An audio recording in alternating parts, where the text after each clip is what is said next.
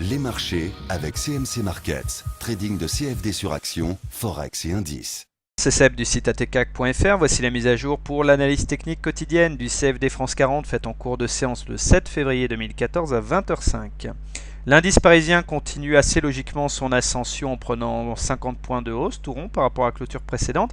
Je dis assez logiquement puisque rappelez-vous ce que je vous disais hier, puisqu'on clôturait au-dessus de la M7, et bien la voie était ouverte à aller chercher la moyenne mobile à 20 séances, c'est ce qui se produit très fréquemment.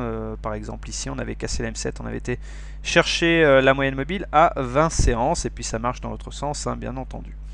Alors, cette loi incontournable de retour à la moyenne mobile à 20 séances a eu lieu. En plus, on avait un autre argument qui permettait d'anticiper cette séance de hausse. C'était la clôture au-dessus de ce retracement de Fibonacci, celui de 38,20. Donc, on pouvait au moins espérer les 50% de retracement.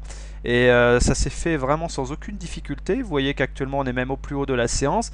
Et on se paye même le luxe de s'attaquer au retracement d'après, les 61,80%. Alors, si on clôture au-dessus de ce retracement, ce serait quand même franchement bien, parce que ça voudrait dire que ça ouvrirait la voie à aller chercher le retracement suivant, les 76,40%, donc les 4284.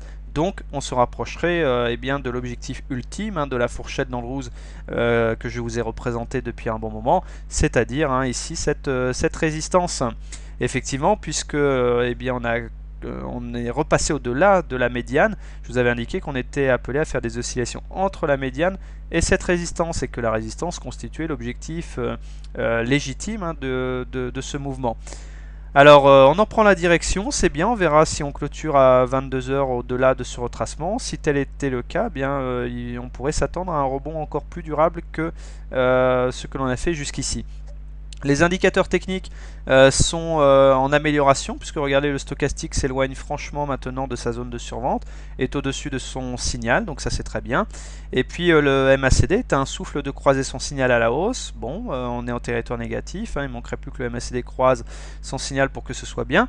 Et puis le momentum, lui, reprend également de la hauteur, même s'il demeure en territoire négatif. Donc il demeure qu'il ne faut pas trop s'emballer non plus, on n'est pas en tendance haussière, on est sans tendance puisqu'au-dessus d'une M20 décroissante, mais bon, on peut quand même se réjouir d'avoir assisté à 4 séances plutôt sympathiques qui permettent ceux qui étaient engagés à la hausse et qui se sont fait un petit peu laminer là, les dernières séances sur cette période ici, de respirer un peu.